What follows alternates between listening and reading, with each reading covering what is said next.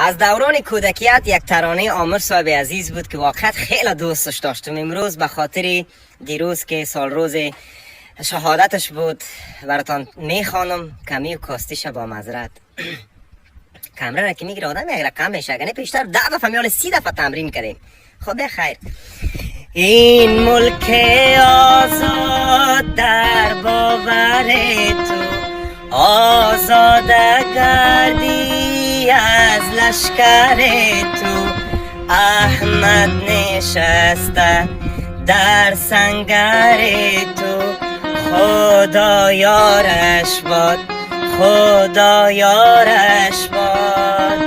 مرد آمدی و مردان رفتی، شاخ جوانیت را شکستی.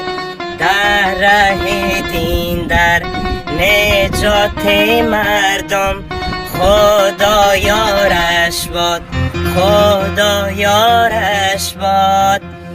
روح تمام شهید و شهدا، تمام گذشتگان ما، روحشان شاد و جنت فردوس نصیبشان. دیگه جانم هستین. اینمی زندگی است.